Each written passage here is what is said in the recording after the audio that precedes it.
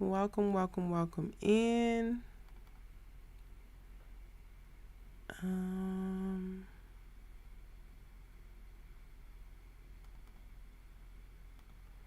I got everything I need? Why is my computer sounding like it's about to take off right now? I don't know if y'all can hear that, but my fans rarely ever come on. So I'm like, what's going on? Hey y'all, welcome in. Tonight we're going to be talking about Forever, the new TV series on Netflix. It's an 8-episode series that has already been greenlit for season 2. It is written by Mara Akil. It is the television adaptation of a Judy Blume book of the same name. And as Mara Akil tends to do, it is quite excellent. This live will not be like a very comprehensive breakdown of the whole season. I am working on episode by episode breakdowns because I believe that there's just so much in every single episode, so many specifics, so much nuance that I really adored while watching it. So I will be doing separate videos to talk about that. But, as everybody was talking about it, how some people have slid in my DMs like, are you watching it? Are you watching it? Are you watching it? And I haven't gotten the videos up yet. I said, let me at least hop on live or at least turn the live into the group chat, right? So that we can talk about it. Y'all can let me know what y'all are thinking about it, how you feel about it. And if you haven't watched already, this would be a really great live to, convince you to do so, even though there will be some spoilers. Like, this isn't going to be a complete season breakdown, but there will be spoilers, so be on the lookout for that. If you want to go in blind, just know you should watch this film. It is beautifully written. Mara Akil is the creator behind Girlfriends, The Game, Love Is, Being Mary Jane. She is truly incredible. Jumping the Broom. She's really amazing. She has been a person that I have looked to for a very long time in reference to wanting to model my career and my talent after. I think that she's completely brilliant. She is of rare air in Hollywood in the stories that she tells, but specifically in the way that she tells them. So go ahead and get into it. Yes, you can drop the Discord link, Dominic. You guys can call in for sure. Because again, this is really just going to be a group chat. It is so much to unpack with this show. And I'm actually prepping for my Sinners Live right after this, that I could not do like a scene by scene major breakdown. We're going to do the broad scope and the broad strokes, baby, of this show. If you are wondering, like, what's the premise? Honestly, it is quite literally two teens navigating love and life in Los Angeles in 2018. And I feel like that's the brilliance of it, because when it comes to other like non-black media, there's so often where their projects get greenlit and that person is just walking to the park every day. There could be white people doing the most mundane thing and they're gonna make a movie about it, they're gonna make a show about it. But when we make stuff, it has to have like this big stakes or conflicts or really deep ties to some traumatic ass event. And what I appreciate most, I think, out of all of the things that I appreciate about this show, is that at its core, it's these two teens trying to figure out life. Now, some traumatic things have happened, but we don't see it. And every bit of like looming threat that we tend to bump up against as Black Americans in our day-to-day lives here in America, they allude to it, but they don't have to show it. And I just really appreciate it. Like, there's a scene where the teen boy is driving home in his new car and the police are behind him. And they don't have to go no further than just the imminent threat of like the lights coming on behind you for you to get the palpable, like, what that feels like as a Black person in America. So the fact that he doesn't actually get pulled over or doesn't actually wind up having to engage with cops is brilliant, in that we already as the audience is taken to a place of like, oh shit, oh God. And I think that everything that could be like really traumatic, it's nods to it in this, and you don't actually get to see it. So the bigger part is really in the nuance of like how these interpersonal relationships happen, how does romance wanes, and the decisions that are made on that level. And again, I think that that's brilliant. Let me get the chat up here. Hey y'all, welcome in. Again, we're gonna be talking about Netflix's Forever, the new Maura Braca Kill joint. Hey Keish, hey Sabrina, hey Janelle. How y'all doing? Hey New Hope, hey Shari, hey Frank G Life, hey Kay, welcome in. Hey Dominic, thank you so much for dropping the Discord link. If you want to call in, you can go ahead and hit that Discord link that's in the chat, and it'll take you to the waiting room, and then I will patch you in so that you can speak your piece on Forever. Hey Brittany, hey Wanza, ciao. Thank you so much. If y'all only knew what I'm doing over here to try to look like something, cause baby, we need to wash this thing. You close your eyes, yeah. But I love it. Even when it's in centers, like there's way more things that happen that really scare you in centers. But like one of the things, and I'm going to talk about this too, on the centers review. The centers review is going to be a little bit more in depth for sure. But they talked about the Klan. We got to see like the robe on a chair, but we never got to see those white men in it. Like we never had to see certain things, and I'm really appreciating that right now, and not having to be overly exposed to some of these traumas that we just know already. Like our imagination can take us there, and we can the fear is already palpable.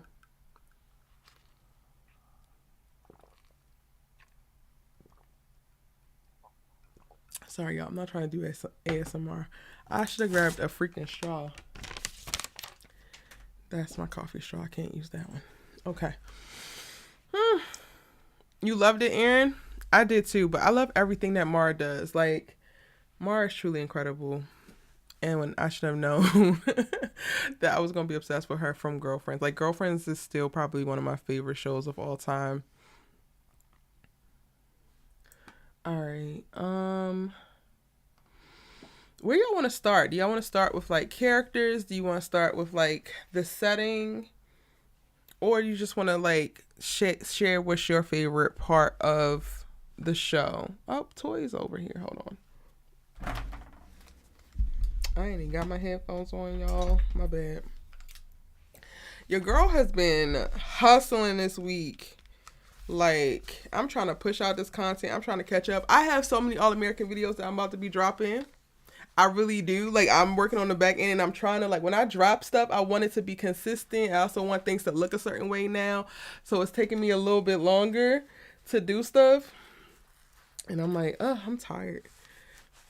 But I got a lot done this week. Okay. I don't know. I probably look crazy, but my headphones is on. Hey, Toy, can you hear me? Hey, Toy, can you hear me? Hold on. I can't hear, child. Maybe I got my thing set up wrong. Hold on. You're talking, but I can't hear you, so give me 1 second, boo. Discord is on. Test. That's not coming through. Y'all can hear me, right? Okay.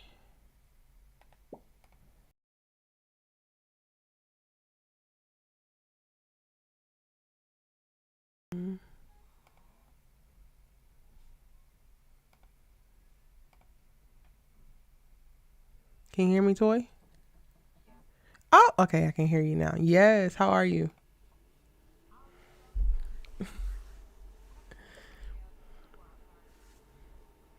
Oh, thank you.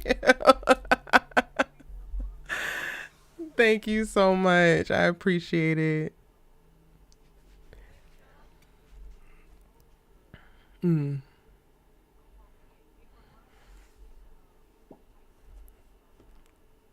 Yeah.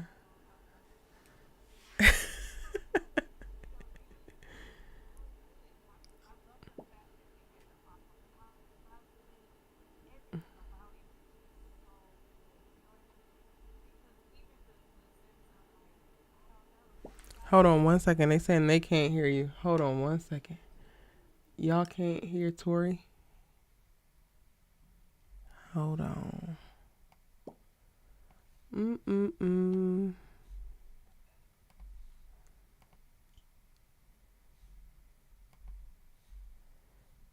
Some both. Hey, Dominic.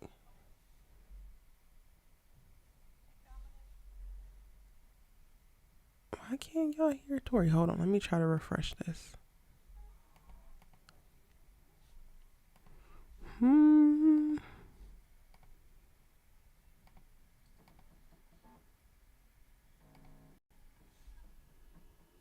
Okay, that's on. And that's up. Okay, say something now, Tori. Yeah, I can hear you. Toy, sorry. I can hear you. I don't know why they can't hear you because it's set. Okay, sorry. You test.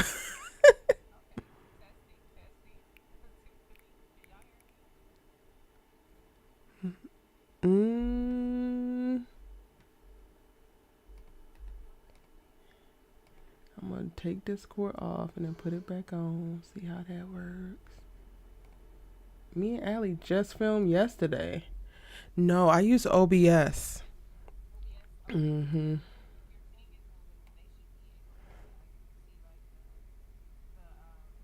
Right.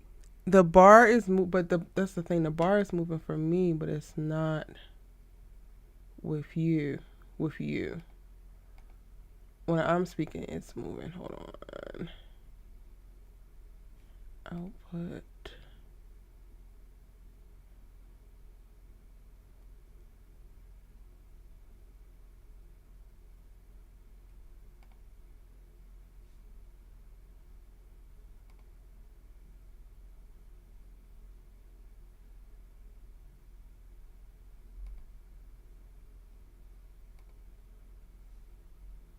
And Dominic, I haven't heard you yet, so I don't know if you said anything.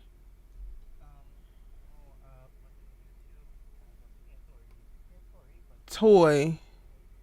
You said you can hear Toy softly. Okay, I'm gonna bring the audio up.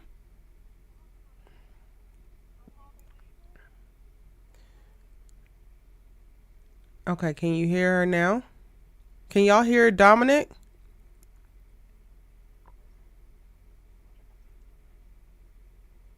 Oh, okay. So y'all could hear her. You just couldn't hear her loudly. Cause I can turn mine down. Okay.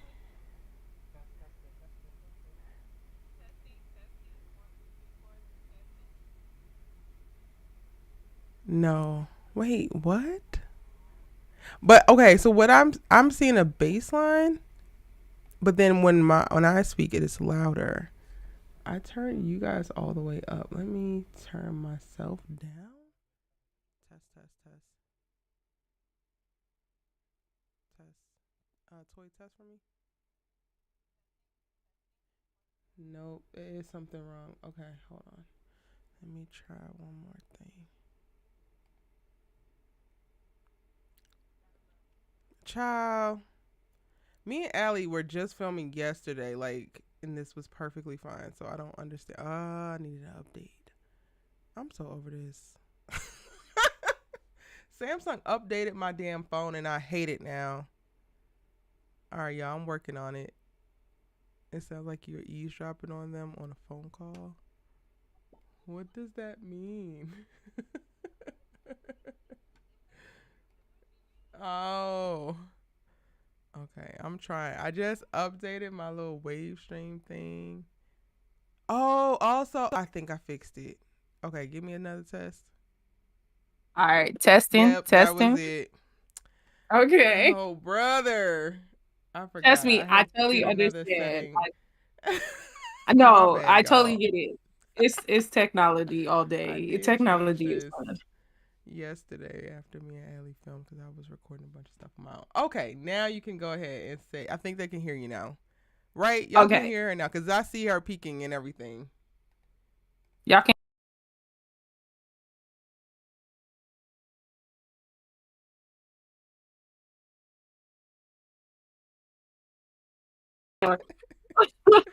Thanks for y'all's patience. Okay, Yes. what were you Cool. saying about Everything the good? show? I think so.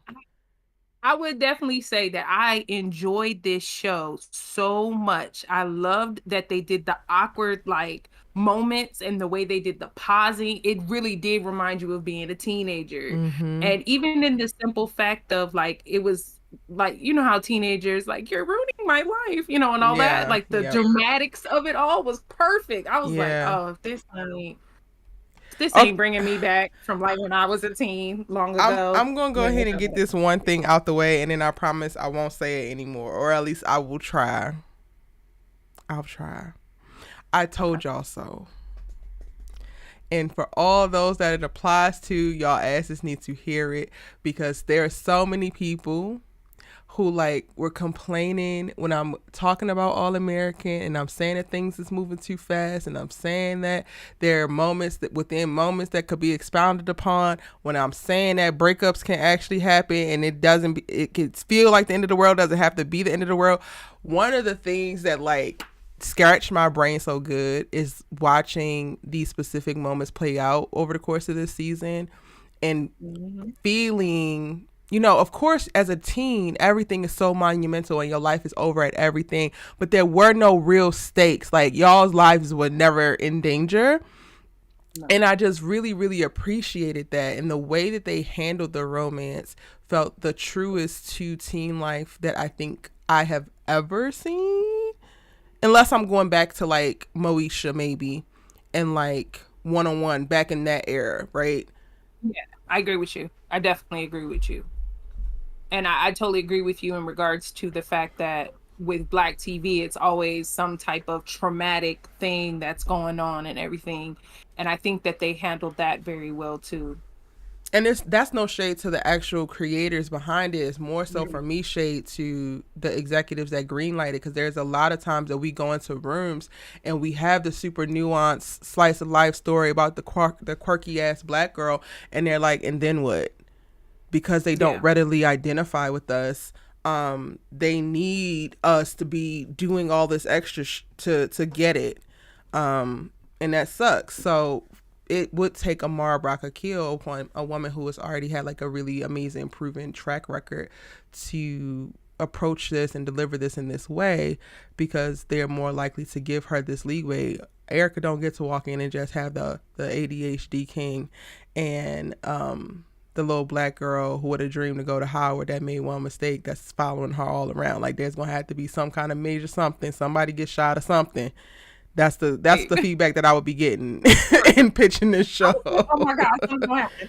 Is he gonna die? Like, Literally, literally. yeah. Hey, I have to Sha, say though, Hey, go ahead, I'm Toy. so happy that you were on this, that you were watching this, because I saw it, I was just like, oh, this is so up Erica's alley. Yeah, Like, mhm, this is everything she's been asking for. literally, yes, literally.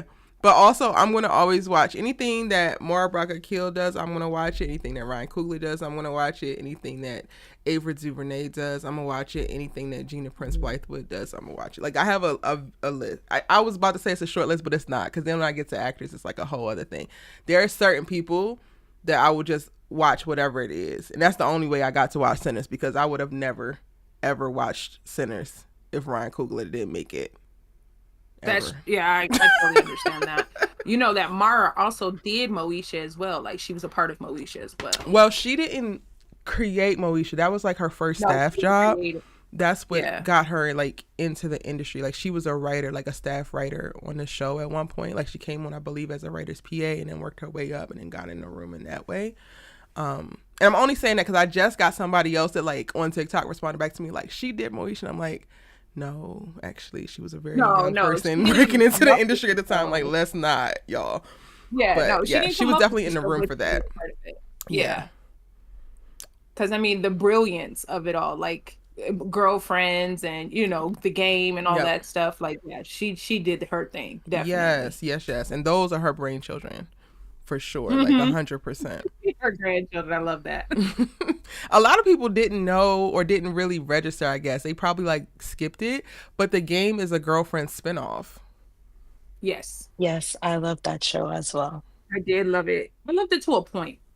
I loved it to a Oh, point. Well, we're Yeah. gonna have to do a girlfriends live because I'm in a like it's on the back burner for me. But I have this conversation with Allie. I feel like once a quarter when we just be randomly talking, and I would just want to come and ether everybody who's been criticizing girlfriends in they new woke ass eyes apparently in the 2020s because everybody's Mhm. like, oh, so and so is so toxic and so is so this.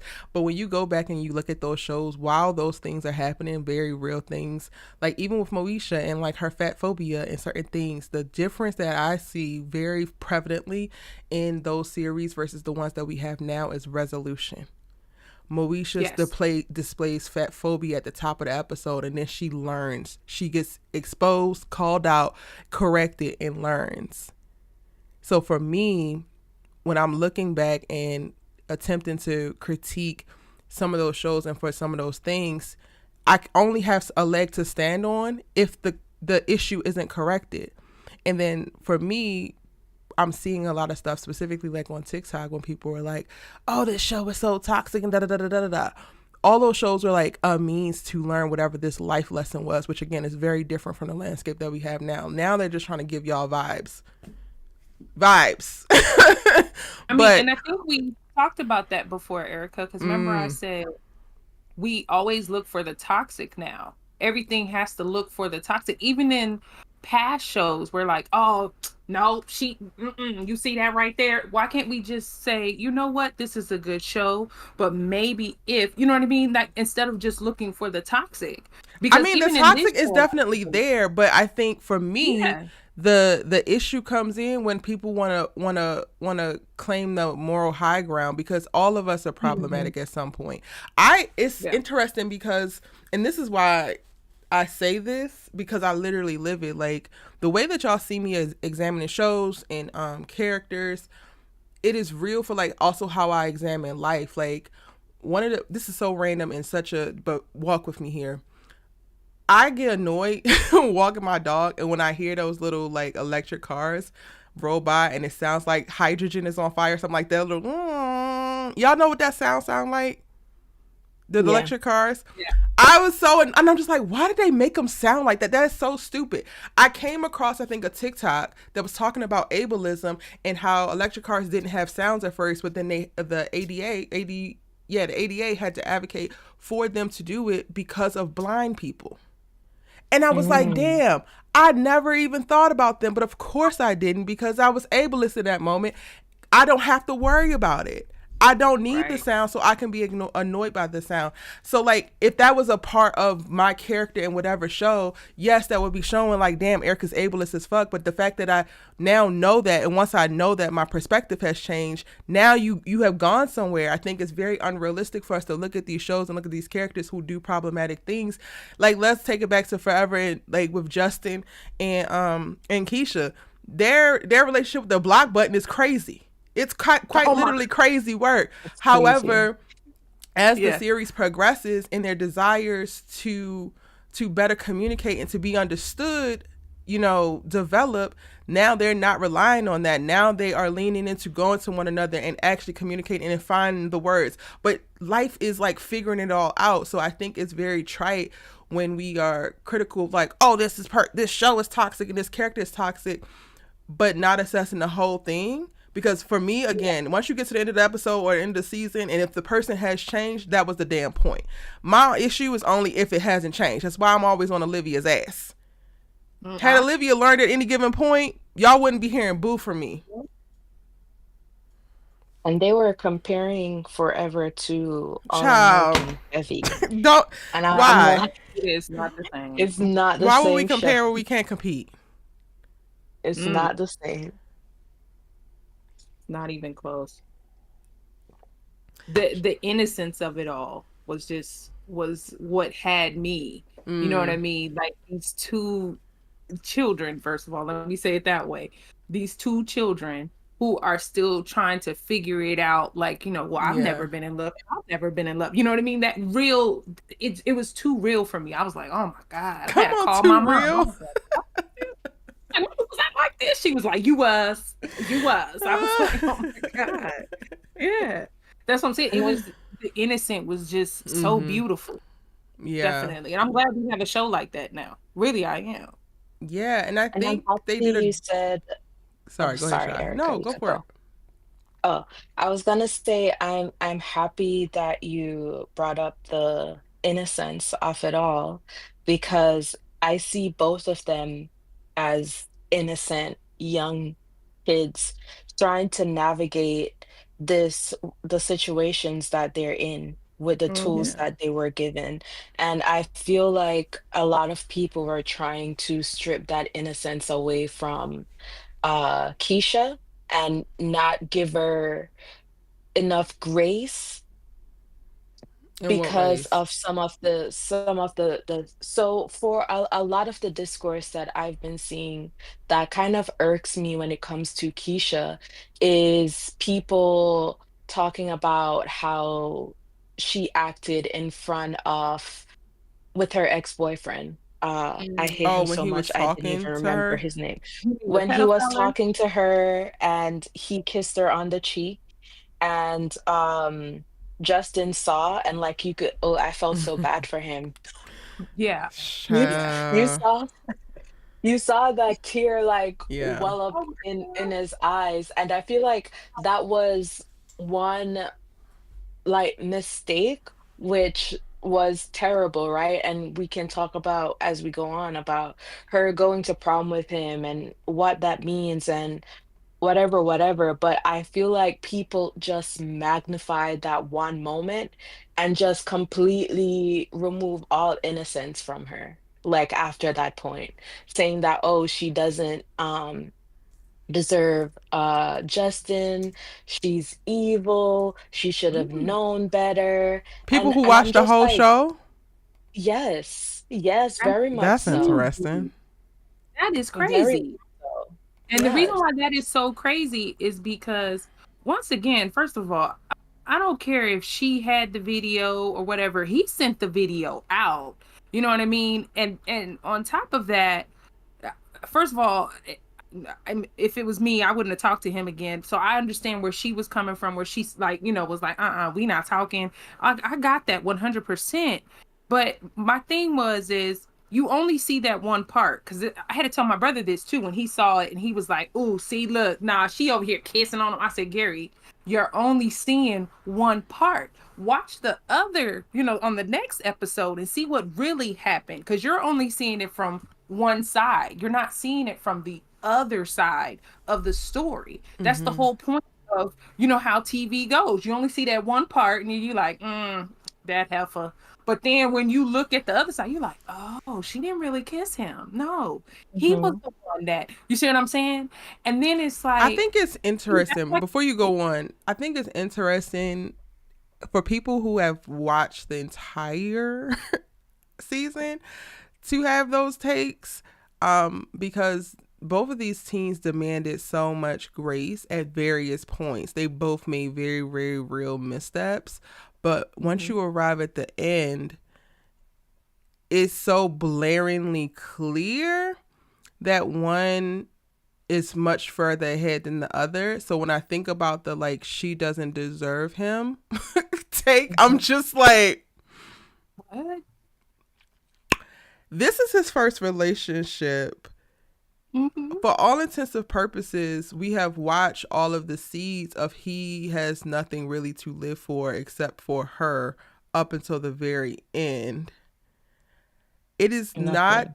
her fault that he has nothing and no one. Like, that's a lot. That is a lot to put on a young woman. And I think it's so interesting the place that we're at now. Like, I'm being inundated on my feed and trying to avoid as much commentary on this Diddy trial as possible. But then Haley and her restraining order is also popping up. And to me, that commentary lends itself to people who support abusers and are always looking for a reason for something to be the woman's fault. Like, Yep. it's okay that he is a codependent ADHD king and is so needy for her, but it's not okay to watch her do the best that she can when being confronted by her abuser while trying to maintain a mask that she built so that her mother would not lose respect for her and admiration for her or feel like she was a waste. Like one of the things that stuck out to me with Keisha so much, and yes, it was frustrating in watching it because it's like, girl, your mother's gonna love you regardless, but that's something that you learn. That's not something that you know at that age.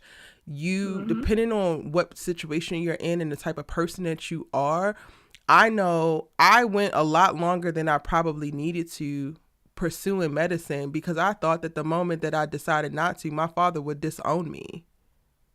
Like, and that was a very real belief. So when I'm pissed at Keisha going throughout this, like, girl, you going to prom with him, girl, you letting him talk to you, girl, you doing this, but you know her reasons why. And it's a very real belief until she has a shift that makes her believe something different. It's a real belief that my mother would have thought that her life is ruined or her life being ruined by having me is wasted if I'm now just the hoe around the block. If I'm now X, Y, and Z. Then he has the nerve to be the quote unquote next LeBron. Like the stuff that she was battling, yes, while it wasn't actually like life threatening for her in her teenage life or her teenage mind, the stakes are very real. And to watch this young girl be able to engage bravely with her abuser and know the boy did not mean to abuse her, but the moment that you basically put her in a revenge porn situation, that is abuse, y'all. It just is what it is. Mm-hmm. And to judge her in reference to what she should and should not do while being in conversation with her abuser, to me, it is wild work. And again, Yeah. just in line with what we're seeing come out in reference to people supporting abusers more than they're supporting the abused. I definitely Yeah. agree. Most definitely. Oh, I'm sorry, Sha. I apologize. No, no, go. What I'm saying is I definitely agree with you 100%. I mean, it's just even the fact of when you watch TV and like for example, the girls be this situation happens, right? Nothing happens to him though, right? Yep. He's squeaky Mm-hmm. clean. He gets to go to college and do all these other things, but she has all these things that she has to worry about. She lost her scholarship. Her mom has to have two jobs to take care of her. Mm-hmm. All these things, you know what I mean, are in place that she has to deal with, and he doesn't have to deal with anything. He doesn't even realize that she has to deal with those things until she actually confronts him and was like, yo, do you know what you did? You know Right. what I mean? And then once again, I know he didn't do it on purpose, but it's still you did it. You know what I'm saying? Regardless, you Yeah. did it. Yep. And you did it to prove a point, but you're a teenager and I don't give you a pass. I'm just saying, but you did it. You did do it. You hurt this young girl's feelings. You made her look like she's a hoe. And she's not, but you made her look like she's a hoe. You And made then her out aside to from be even yeah, what you made her look like, you exposed this girl. This yes. is like this now people have seen intimate parts of her that she had never planned. Didn't ever Mm-hmm. consent to. Like, sir, please. And anybody who is like, oh my God, I can't believe she did that to Justin. No, I'm not gonna say what I wanted to say. Hey, No, but Brittany, welcome in. Hey, the Lawrence Report, welcome in, y'all. What were you about to say, Sha?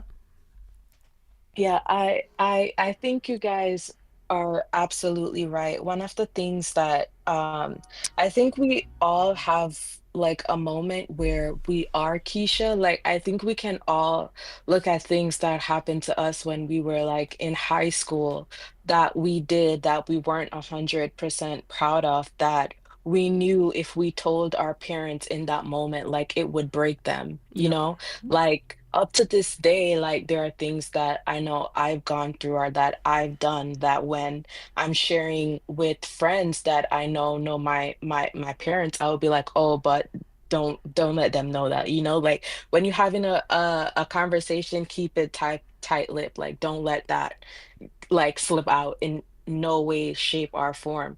And I think when you look at Keisha, you see her not only trying to build herself back up from the disgrace and the shame that she feels internally, because of what she did, because we also know that she was blaming herself because she provided him with that information that he then used to completely embarrass her in front of her school, right? Mm-hmm. And then we have her community and her family putting this boy's hopes and dreams on her shoulder. Like if she had taken things further, people are gonna be like, would have been like, oh, but she's a hoe and she's Yep. trying to ruin, like, that's gonna Mhm. be the next LeBron. Like, why should he lose millions of dollars and his future because she wanted to be a hoe? Right? Yeah. That's what they would have, that was what they would have said. They wouldn't have looked at, you sent out this video because of some white boys.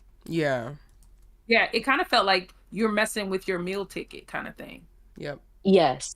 You know what I'm saying? Yeah, it kind of felt like it was like you messing with your meal ticket, especially when the mom came in, like, you know how he is. There's other girls. And I'm like, wait a minute, hold on. What? I don't like this conversation. But I got it once I was like watching more. I was like, oh, okay, I see why mom Yeah. said. Which for Okay. me was the really dope part about it is like the roller coaster ride it takes you on from episode to episode, because I literally, it was like a pendulum. I was pissed with Keisha, then I was pissed with Justin, then I was pissed with Keisha, Mhm. then I was pissed with Justin, and I'm like, look, the both of you. The back and forth. Oh yeah, Right. definitely. Brittany, how you feel about the show and the Lawrence Report? You can go after her. Welcome in, y'all. Hey, listen, the way Discord been doing me dirty for the last couple of weeks and I have not been able to get in, I am just happy to be here. But let me tell you, when it comes to the show, I was just like, I think I messaged you on Instagram. Yeah, I was like, this forever. We got to talk about it. Yeah, a I lot of people did. Everybody was like, "Are you watching?" And I was, at some point, I wasn't gonna say anything because I was like, "I'm just gonna drop the videos." But then everybody kept DMing me. I'm like, "All right, yes, I'm I watching think I think it." after all of the roller coasters we've gone through with YA shows over the last few years, and then even I think the last live that I watched, you all were talking about like what black shows are we watching to get this feeling, and then boom, it drops. Mm-hmm. I was like, Yeah. answered prayer. I will Yep. also say one thing, Keisha. I tend to stand with women's rights and wrongs because I'm a black woman. That's what you got to do sometimes.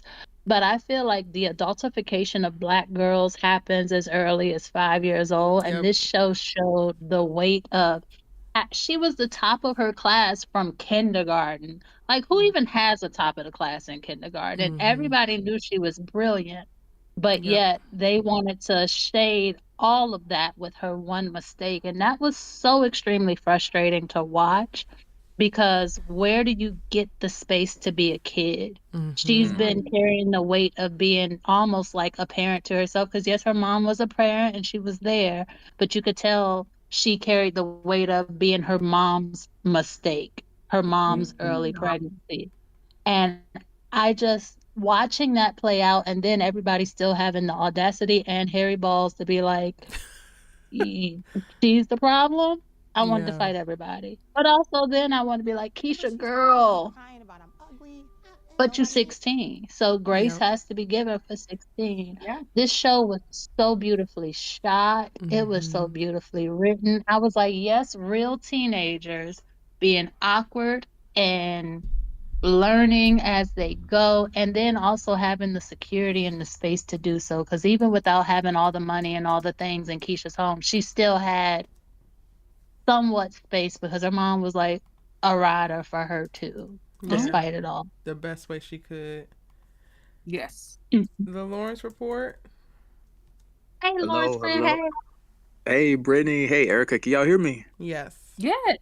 Okay, so I want to make sure y'all can hear me. Yeah, yeah, yeah. What a show, man. What a show. Like, oh my God. I'm so in love with this series, with this show, Bar Brock I Kill. You really did your thing with this series right here. And, we got these two young teenagers, falling in love, and they had so much going on. They trying to live up to their parents' hype, their parents' expectations, and oh my God, what a show, man. What a show. My favorite episode was that Martha's Vineyard episode. And of Mm. course the ending also it left me wanting more. I'm like, yo, so y'all gonna start shooting part two like by the fall? Can we get this at like the top of next year or something like that? You know what I'm saying? Like I'm willing to work with y'all.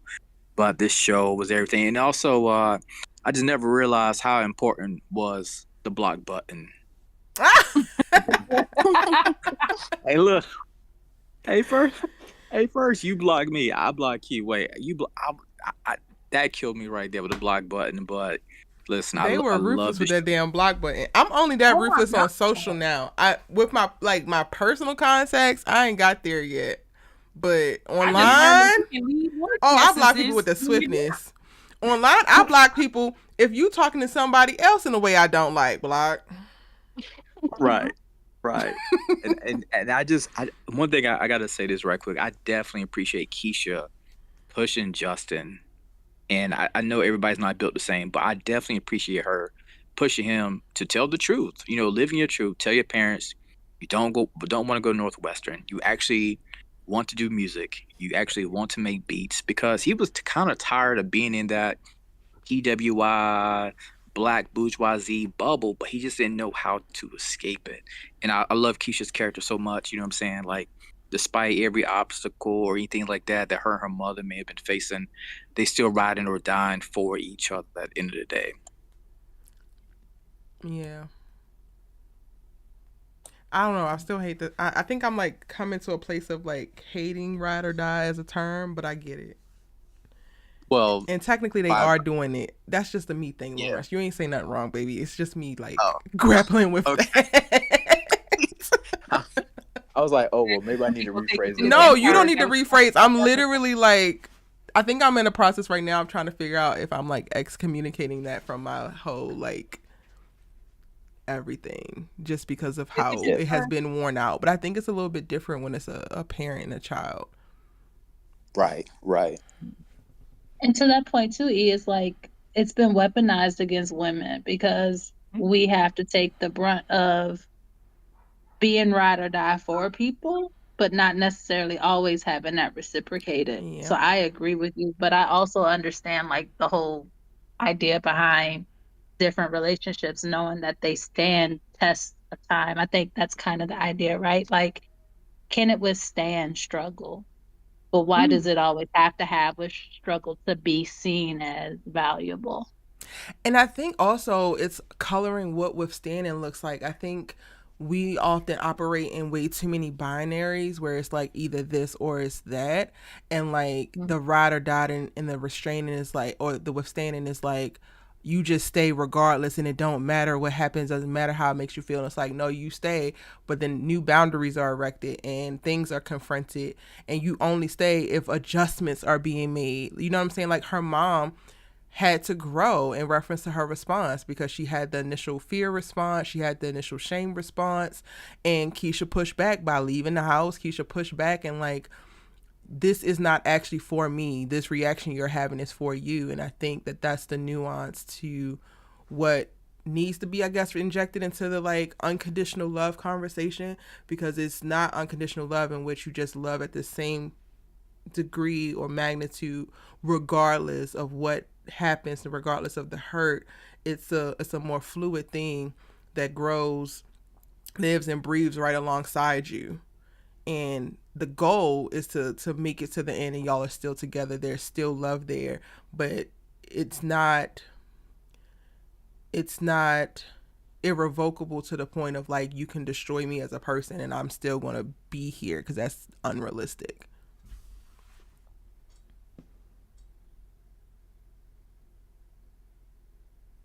I think we Yeah, we use that word wrong though too, and because so many people say you're not a ride or die, but to what extent? You know what I'm saying? To what extent are you ride and die for? Not I'm saying as parent, just as a like a friend Yeah, or yeah. family or whatever. What extent are you gonna go to make that be a ride or die? Because I've heard people tell me, "Are you a ride or die?" I'm like, I'm not. No, I'm not doing that. No, that don't sound like ride or die. That sounds stupid. I'm not. No. You know what I'm saying? So it's like, Yeah. what is the extent to being a ride or die? Like, am I gonna be there for you? Am I gonna support you? Of course, but to an extent, there's certain things I'm not gonna support you on. Like if you're doing things that are against the law or whatever, I'm not supporting you on that. I'm like, listen,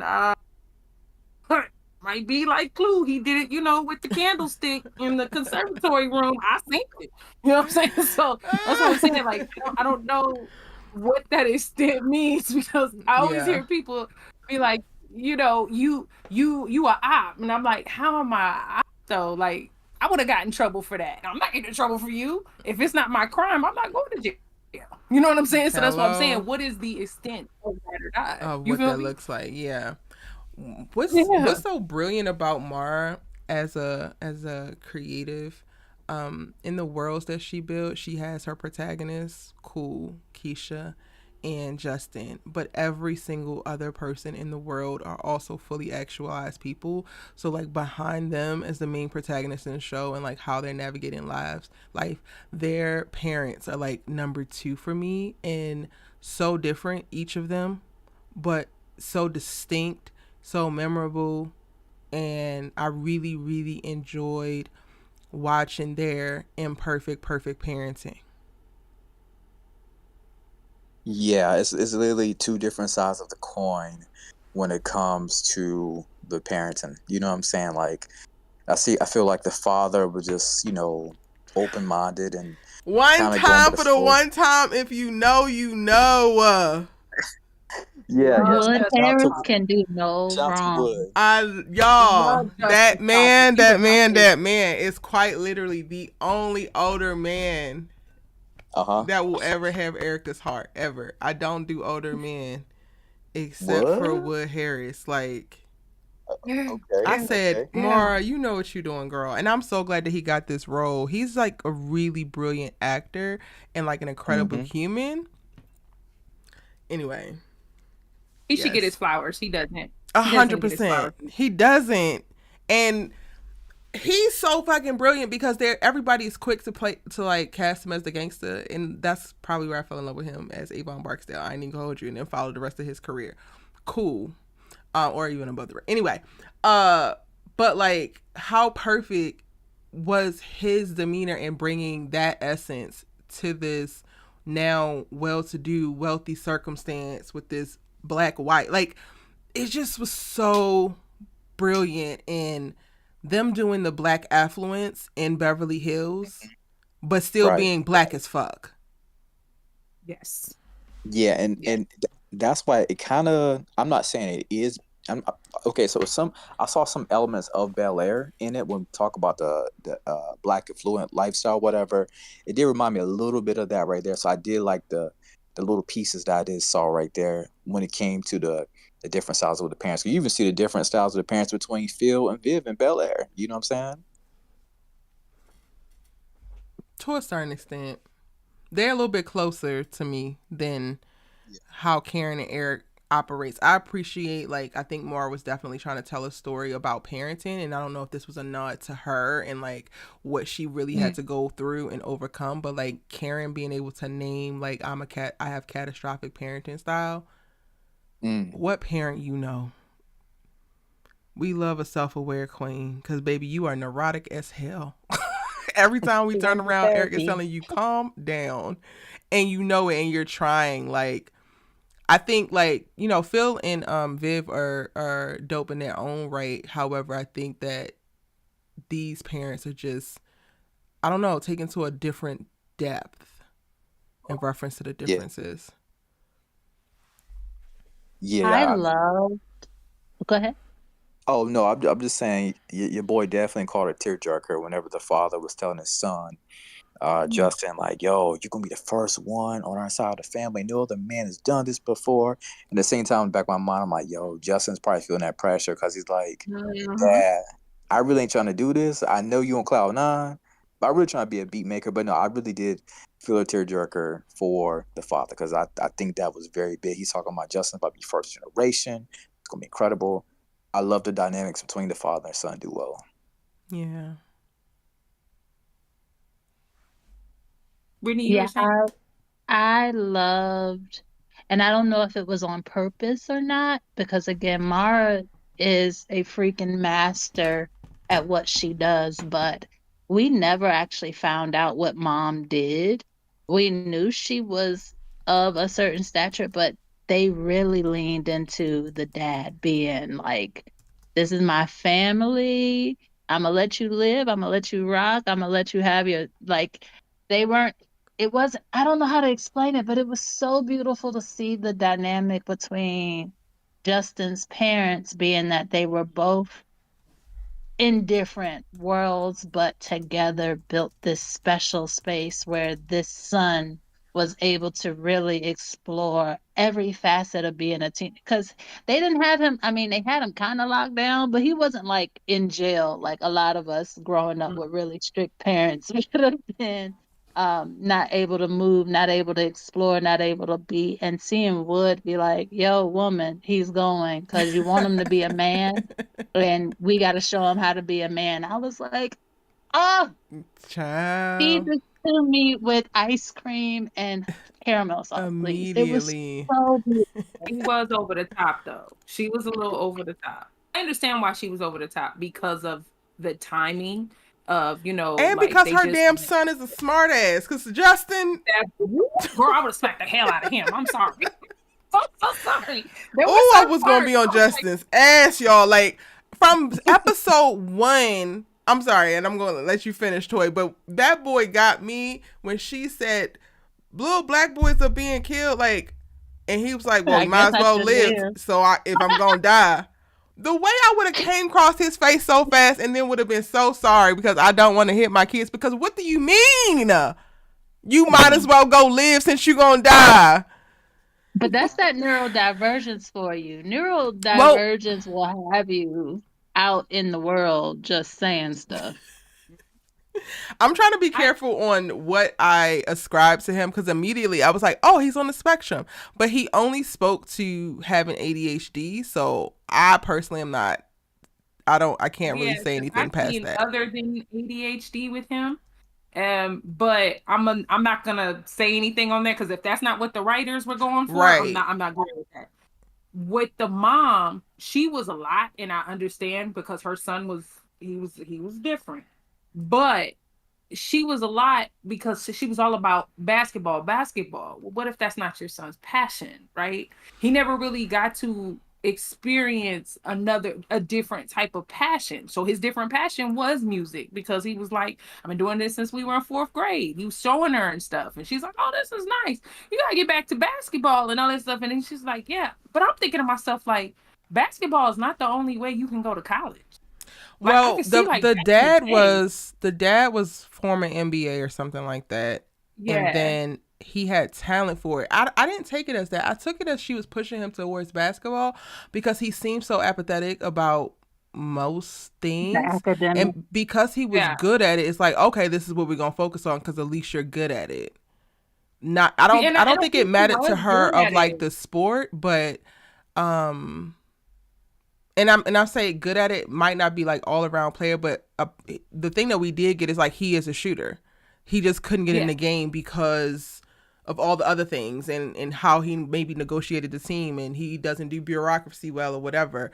But I didn't take it of like she was one of those moms of like, oh, sports is gonna get you out the hood. Of course they're not in the hood. I felt like she tried to identify what his talents were and push him to lean into that because he was just so lackadaisical about life and she's not Right. that. He was. No, definitely. I definitely agree. It was just like there was the comment that she made. She was like, no, basketball is what's going to get you into school. You do not have the Well, that grade. that also was because he didn't have the grades. Because also, y'all, you Right. remember she was also telling him that senior year he wasn't going to get to play because he needed to focus on school. So like, I don't think that Right. she was really like, she was trying to put together the best package possible to get him into college. And then another thing that happens, y'all, is when you are an athlete and people want you for your talent, they negotiate and massage the standards. So you can slide into Northwestern if you're supposed to have a 2.8 minimum as an athlete. You can slide into a Northwestern maybe with a 2.3 if your 3-pointer is nice as they need it to be. You see what I'm saying? Yeah, he was like a 2.7, I think it was. So yeah, I totally understand that. But there's also other schools that he could have went. He didn't have to go to Howard, but he could have went to any other school. It didn't have to be Northwestern, and it was only Northwestern because she went there. And she But has I like get what you're contacts and saying. stuff there. I think that's also part Right. of it too, because for me, that's where I struggle. When he got the feel at the prom and he was like, oh, maybe I should go to Howard. I said, absolutely not. Why not Morgan? Why not Lincoln? Hampton. Like that, like there's Oh, so like many so other, and many. he didn't even think of them at all. So for me, his mom not bringing up any other school is because I'm working every opportunity to possibly put you in a position and hope that you can succeed, giving you every nepo opportunity you possibly can. The white people do it, so you damn right I'm going to damn do it. Of course, she went to Northwestern, so maybe that was also a part of it, but that's where she probably had the most pull. Their dad didn't go to college, so there was no other option there. So I think it was less about her saying he had to go to Northwestern and more about this is the only place that I know for sure I can make sure you get into. And and that's Right. understandable. Yes, Definitely. While he he's had, and he And also was not definitely communicating welcoming. any other interests. Because I think if he would have went to his mom and be like, I want to go to Howard, then she'd have been like, okay, well, what the hell charity we need to be donating to? What the, like, Right, because it his would have, uncle worked at Howard. His uncle worked at Howard. I didn't He like was his talking uncle. about. I, Is it, I was it mean, uncle? I didn't Was like his uncle. I don't know, but his uncle pissed me off. His uncle was one of those, and I was like, you would have been an Uncle uncle George. that I would have cussed out and never spoke to again. Yeah, he Yep. was different. He was definitely different. But yeah, his uncle worked at Howard, and he was even saying it at Martha's Vineyard. He's like, "Yo, have him go to a black college. Like, what we doing? You know what I mean? He go to a black college." He was like, "I work at Howard. I can get him in there." Like, you know what I'm saying? And He said that? I stopped listening to him yes, when he was being fucking rude. So that's my I mean, he bad. had his.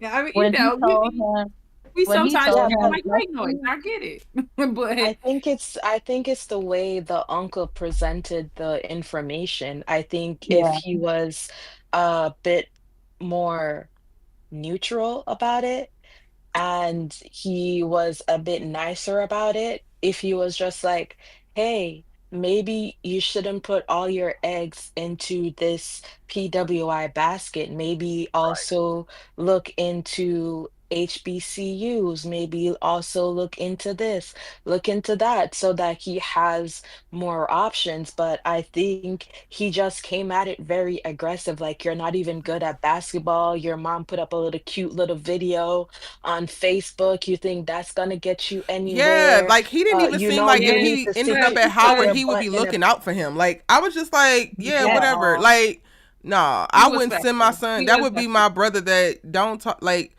he's better. The, The mama's better than me because I'd have laid his ass out right then and there how he was talking to That part. her son. the, un- the uncle was That basically part. saying, hey, that little basketball thing you got, that's a pipe it's dream, son. cute. They gonna Yeah, have to that's Yeah. stick it. literally what he said. Yes. Yeah. That is literally what he said. And Keisha's dad had even recognized this little boy don't want to go to no damn Northwestern. I'm sorry. Mm-hmm. He was like, he's lost. He's lost and he's looking for somebody to hold on to because he's so lost. He has no idea what he wants to do. And he didn't. And I mean, it was like I said, you can't put your egg. I get what you're saying, Erica. Like she's like basically looking, trying to struggle to get her son into college. So she's gonna do whatever she can, which is great. That's a good parent. But you That cannot she put your knows of eggs in specifically. right. But you cannot put your eggs in one basket and think that basketball is the only way that's gonna get him in. There's other things that he could have done. You wanted him to do stuff, you could have had him do philanthropy. There's all kinds of stuff. You know what I mean? They don't But just you do also that have to for factor sports. in. They I get think it's brains. less about her trying to force him to do basketball, and it was more about still working with him because she also, while being a helicopter parent at various points, she tried her best to honor what he brought to the table. So I think the part that you're not considering is that he was very apathetic to a lot of things. So like you're saying there's so many other ways, but he didn't do nothing else. Like until Right. Right. Keisha, Yeah. until All they Keisha, know he him didn't Right. have for. no other interest. Like he didn't. Yeah. Right. They only know him for She didn't- She's basketball. like, oh, I go think sign it up for was this just- club and go do this so that we can work this, and then he would Right. not be showing up for that because he was already think- struggling to do the things that for school. Yeah, he didn't So want to go to school anyways. I think he did though. He did have other things. I think he was a little too scared to actually come to his mother and tell him. That was the what were the whole other point. things? Because the mom You know, already had it in her head. you- No, we're doing this. This is what we're doing. What were the other Automatic- things? I think Other than I music, would what was the give- other things? I mean, that was about it. Like, really. Yeah, he didn't have no other things. And, And I can Because imagine he that's didn't want to hard. go to school in the first place. He I did can not want to imagine go to that's school. hard.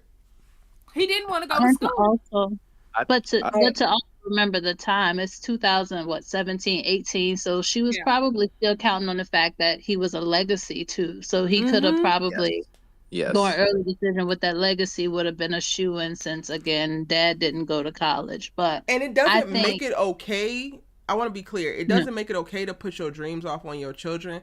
But when you're a person of means, especially, and you have built something for your kids to be able to get a leg up on, I'm mhm, not necessarily saying that I would be sensible and mature enough to not do something similar. Like, if you gonna sit your ass in your room all day, then sit your ass on campus in your room all day. At least you're at the like, and then maybe you get the spark. But you know what I'm saying? Like, the option of right. like not doing nothing for the rest of your life is actually not an option. So I'm gonna try my best to put you in whatever circumstance I can, and maybe something will spark. But you can never say that you didn't have the opportunities.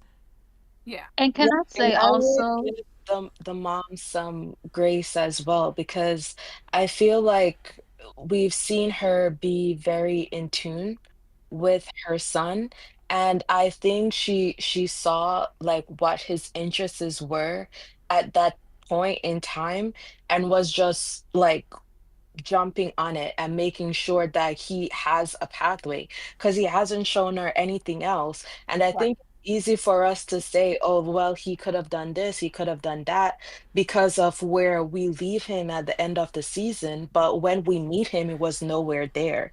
It took Right. him going through right, his relationship with Keisha, him being around more Black students, him Yes. like learning more about himself and what he wants, him working with an actual producer that speaks life into him, that lets him know that, hey, this could be something as well, like whatever it is. And then we see him come after that final conversation with Keisha, where he says, I need to stand on something. But when we meet him, he was very much going through the motion and putting up that illusion to his parents that he was right there with them, that this was a dream for him right there with Yes.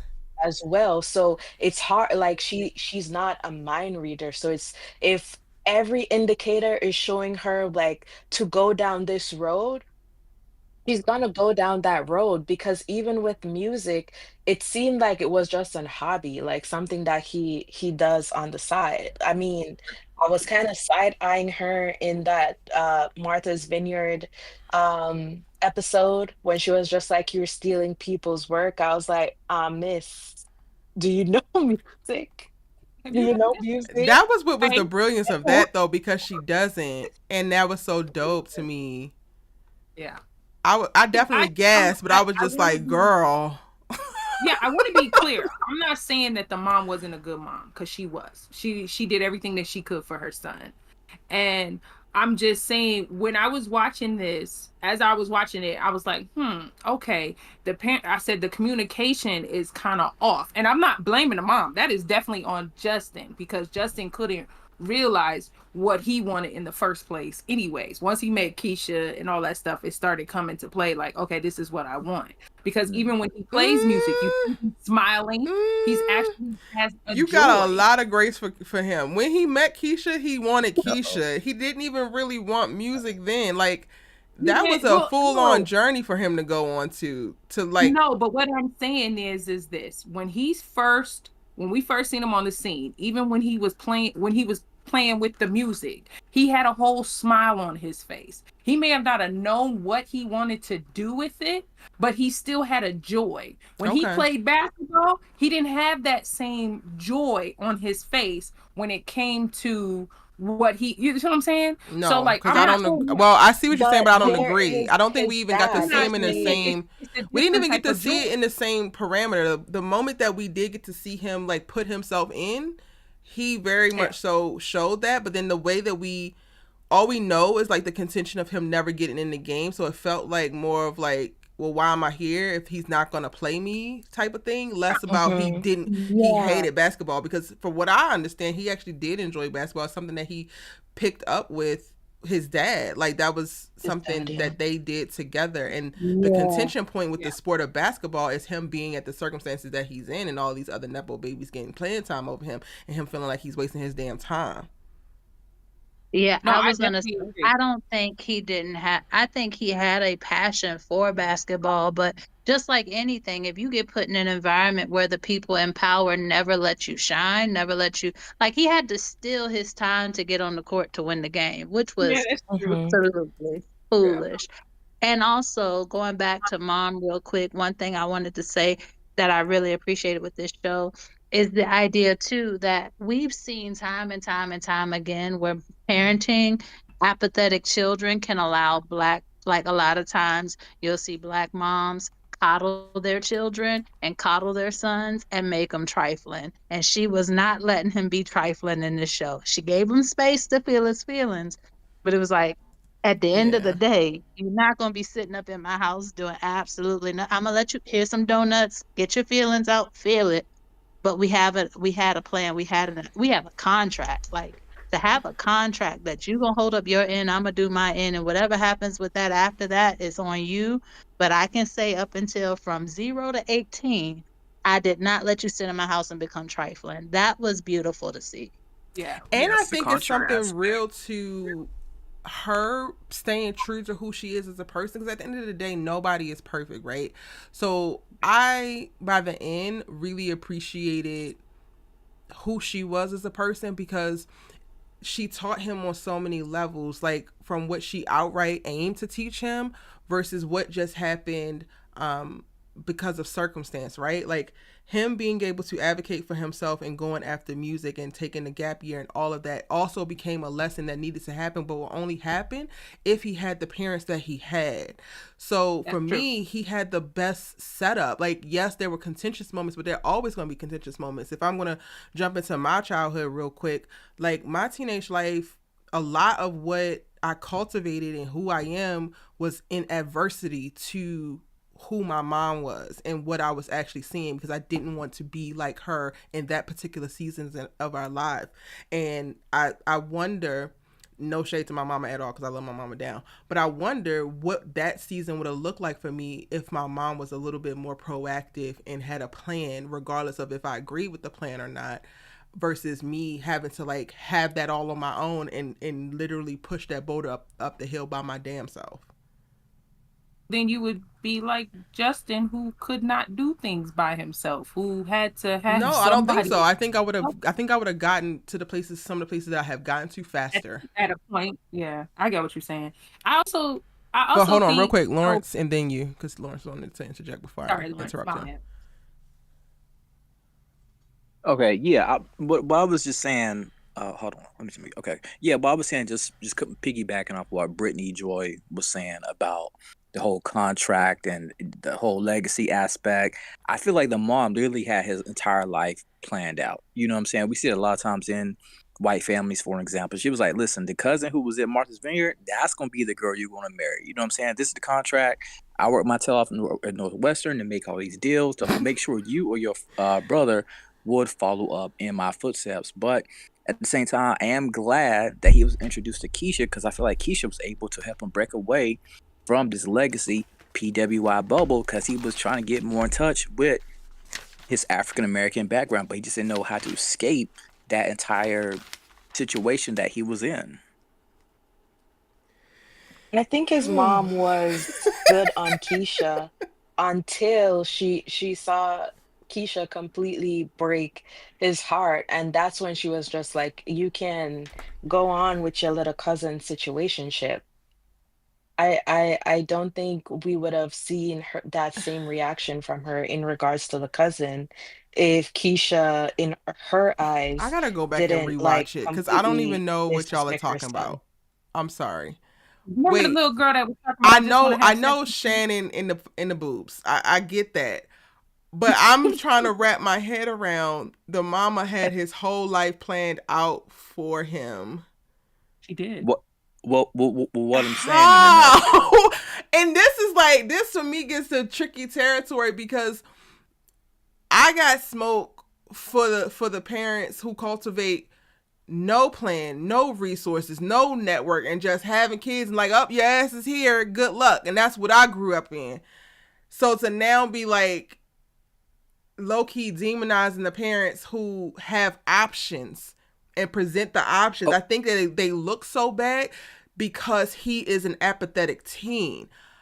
Right. She doesn't give me, I have your whole life planned out and you cannot deviate. She gives me, I came up with a plan because your ass don't have a plan. And the moment that you have a better plan, we can go with your better plan.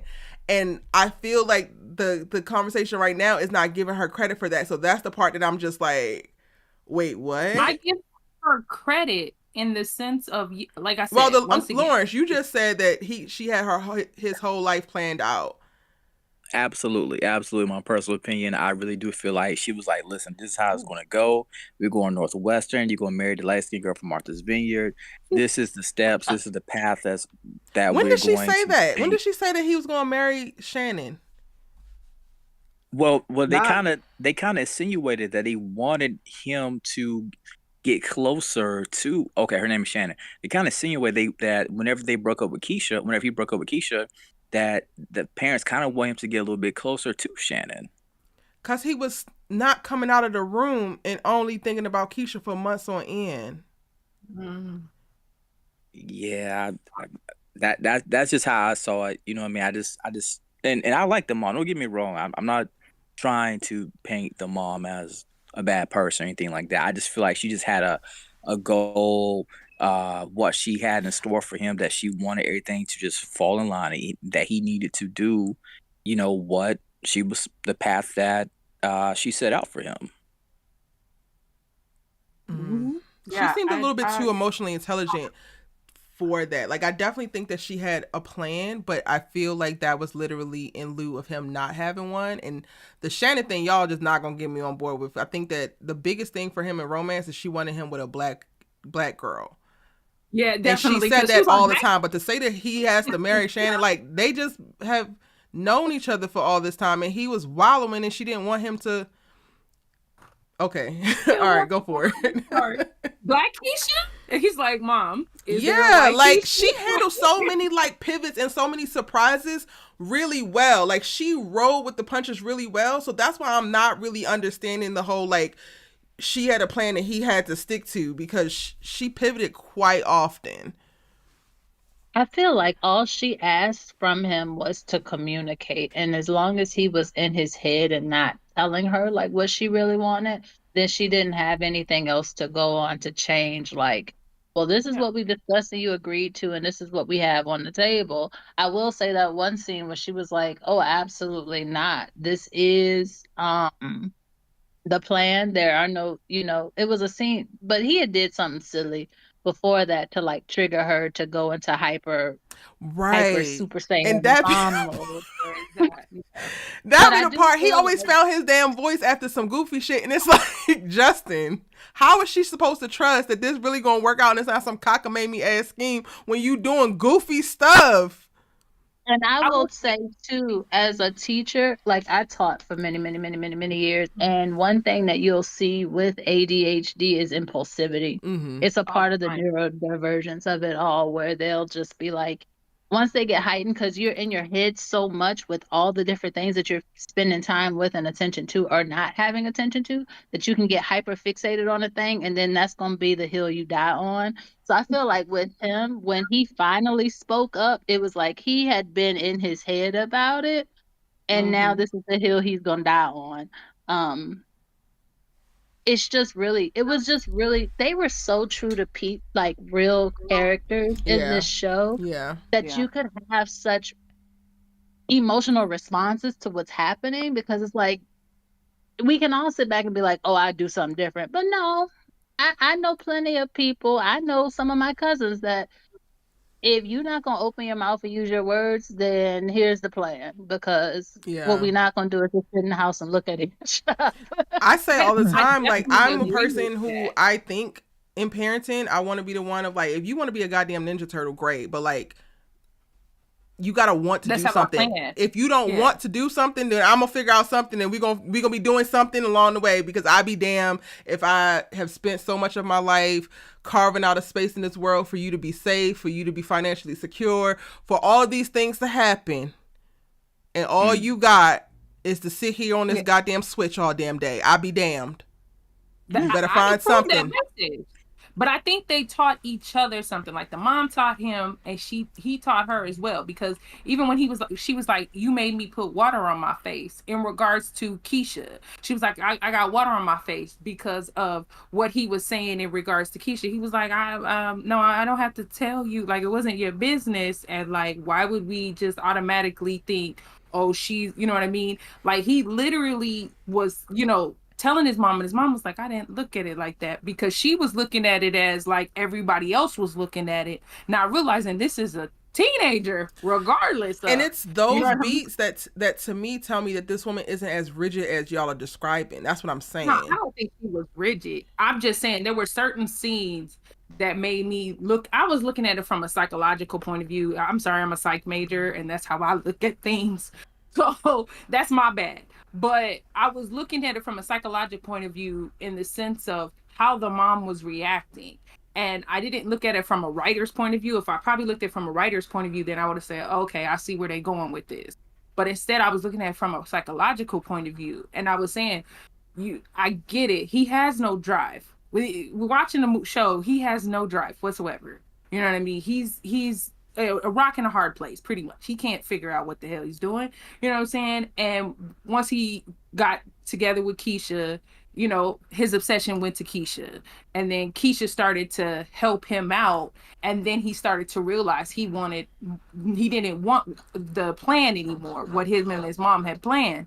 He wanted to deviate from the plan and do something different. So that's what I'm saying. Like it was just interesting how they played that out. And I think it was probably the writing itself that made me look at it that way, in a psychological way.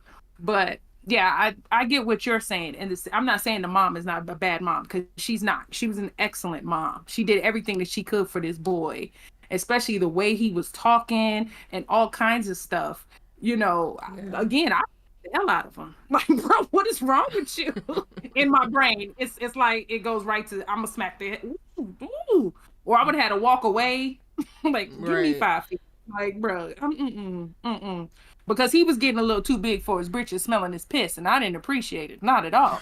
But again, you're right with Brittany was saying about the impulsivity. That is a fact. They are very impulsive, and they just go right with whatever it goes. They're so hyper, they can get hyper focused on one thing sometimes and then deviate from certain things. That's the whole thing of ADHD. So that's what I'm saying. Which is Like I also said, like it to me psychologically. I would also think that the mom knows that about her son, and that's why she's not so quick to anytime he throws out another idea to go with it. mm-hmm, mm-hmm. But I will you say know, one of my favorite scenes from Karen, the actress, was the scene where I guess it was the first breakup, and the little brother was like, "You just mad because she left you from somebody else," and she was like, "You know what? You stay home today." I yeah, was like, that. First of yeah. all, the little brother didn't get enough. Somebody, I hope in season 2 we see him be more of a hellion, because he was just like a side piece hellion the whole time, and I just know having the two of them in a house You didn't deserve that and hell. He's having gonna to provide the parent two context that I need to fully, because I one that it's crazy because the mom wasn't my favorite, but I respected her, and now it's like I'm defending her so damn hard. I'm like, what the hell is this?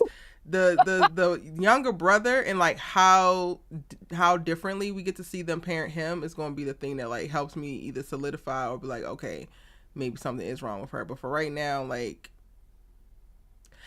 and also I give credit it, to her being married to who she's married to. Picking your people matters as well.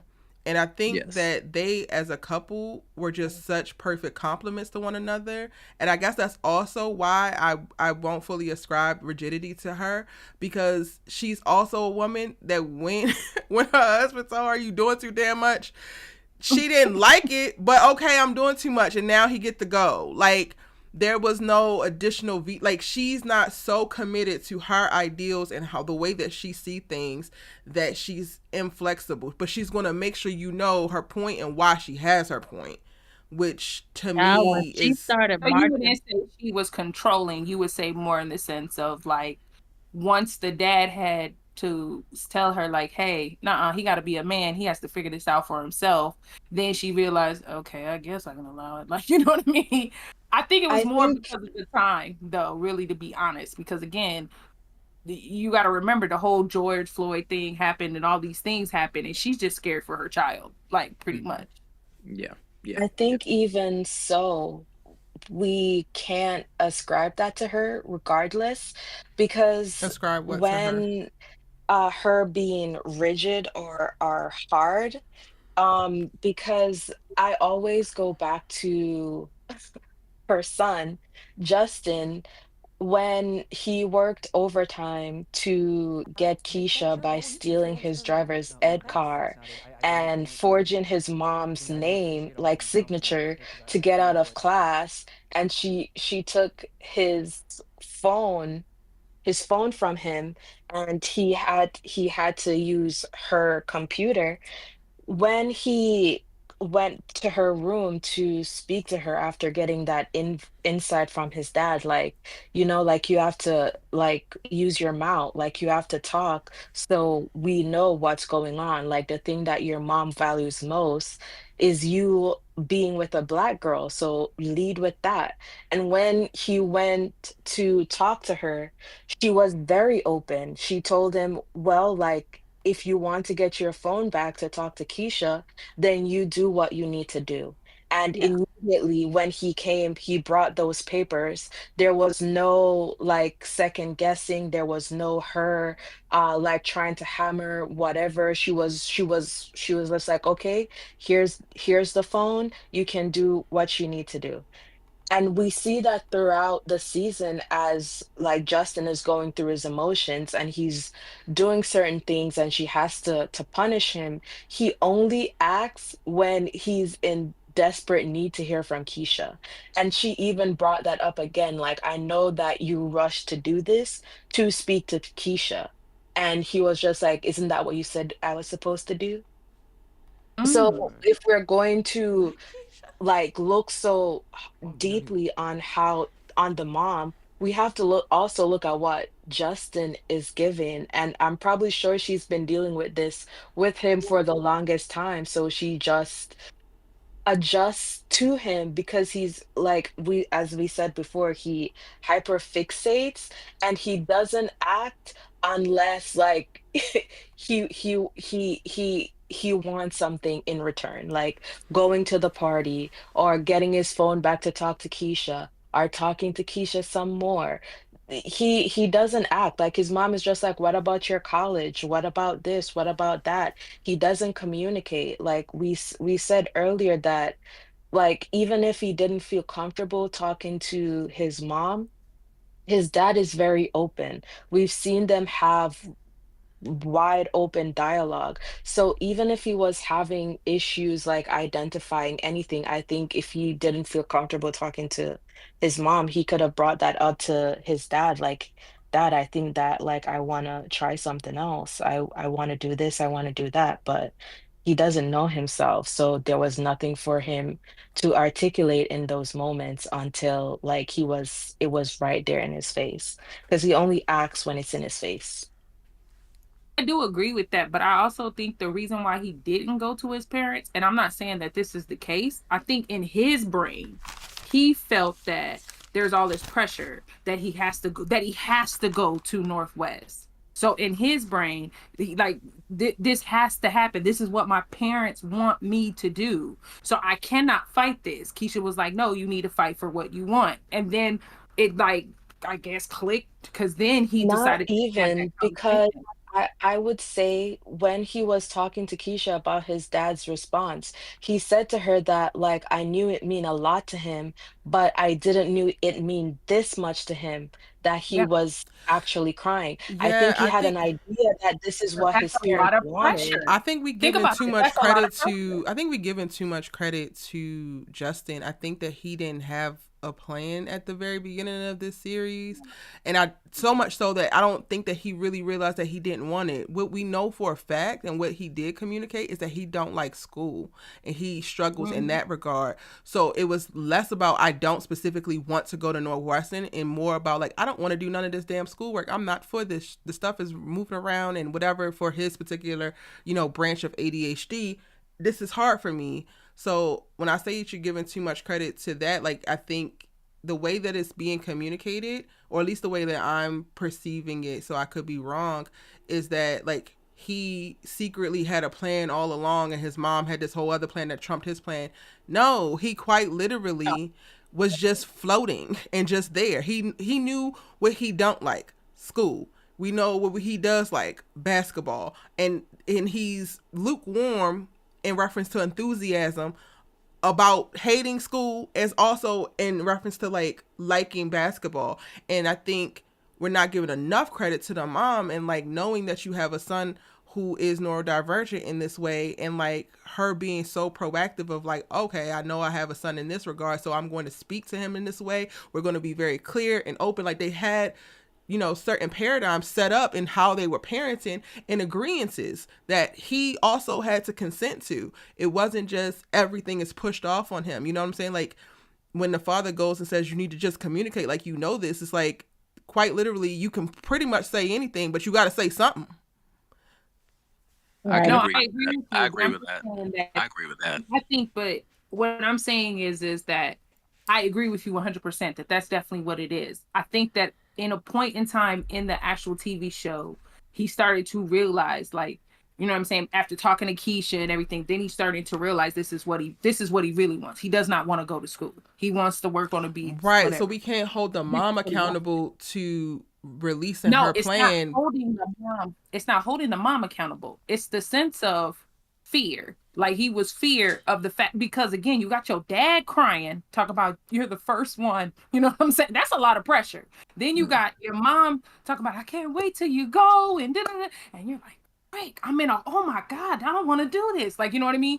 But you don't know how to express that because you've got all these people talking about how happy they are for you, and you're the first. Like, you got to think about that. I don't know if But that any came teen makes it after. out of teenage life without pressure. It's pressure for Keisha Right. and she came up with her plan 100%. From what I can tell, Howard was on. Her mother didn't tell her Howard. She decided Howard, and her mother went along with it, and it was still pressure for her. It was pressure for me, and all I had to do was just not get pregnant, and I had bigger plans. Like, so I don't understand what. I guess I'm laying your plan. What's your point? What I'm saying is this, land the plane. I love that.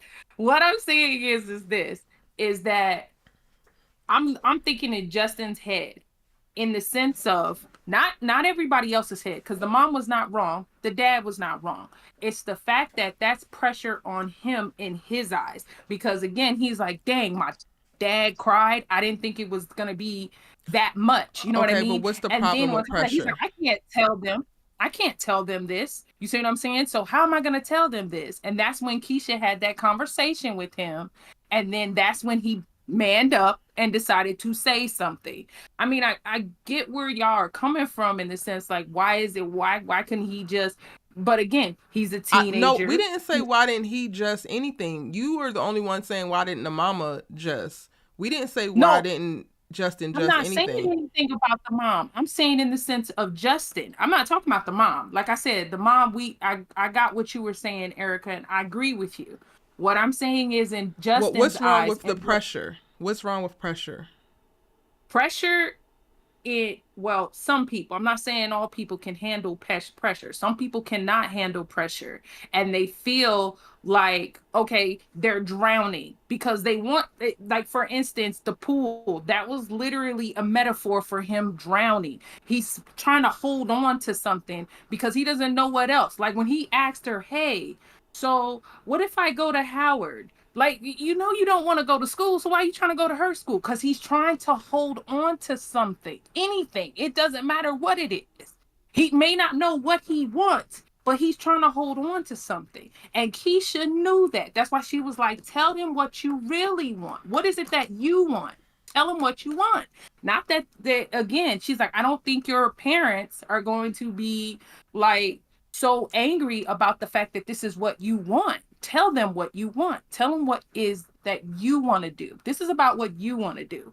And I think again, in his head, he's like, my dad cried, my mom over here, excited about this, and I'm over here like, frick, what the hell? I don't want to do this shit. You see what I'm saying? Excuse my language. I don't want to do this. This is not what I want to do. I want to do this. I don't want to Okay, go to school 15 at all. seconds. What's the I thesis that you're I'm just lost because you're kind of recounting things and I don't know what's your point now. My point is this. Sometimes, I'm not saying everybody, but sometimes And I need you to people, make it when they, quick because I'm pushing up against okay, time and you're taking a lot no, of because time we to got say what you're this. saying. I'm sorry. What I'm saying is sometimes when people feel like they're under pressure or they're under the water, even though that you're not pushing them under the water, that's how they feel. That's their perception. It may Nobody not be denied your that. perception. Nobody denied that. Right. It may not be your perception, but that was his perception. You We get what didn't I'm say that saying? that wasn't his perception. Right. But that's what I'm saying. That's the But only Keisha reason also why he has was pressure. Like I don't. So that's why I'm saying I didn't really understand your point. You're going really, really hard and reiterating, and now I think we're in a place of like you're defending a point that nobody made. That's why I'm kind of okay. confused. But got it. Sorry. He's under pressure. Yes, they both Yes. are. Keisha is I'm under not pressure saying that it's she's built up a in her head big as well pressure. because she believes that she's as Right. disposable as making one bad decision, her mama finding out about it, and it's completely over. Like they both are under pressure, whether it is direct or implied. That's also kind of like the nature of, to me, teenhood. Yeah, Mm. I definitely agree. I definitely agree. I'm just saying, once again, I get Keisha's under pressure. They're all under pressure. That's the whole point. But I mean, it's teenagerhood. I get that. What I'm saying is I get where Justin's head is. I just get it only because of the fact that it- you got your dad crying, all this stuff. So I get it. I'm just saying I I get it. honestly, if I can, I don't know. Something came up for me while you were talking, and I think honestly, what we witnessed in this show, pressure, no pressure, parent, no parent, is coming of age. Justin, Mhm. for a long time, was not coasting, but he was kind of just like, I'm Justin. And then as he gets exposed to new experiences, especially with the theme of this being like your first love, it's awakening something in him that he's grappling with. I don't feel that the pressure, I don't feel like he was drowning per se in any particular thing. I just think it's a lot of this is new for me and how do I deal with all of Mm-hmm. these new things? And then life is coming at me fast. Like all of a sudden, Mhm. all of these decisions have to be made.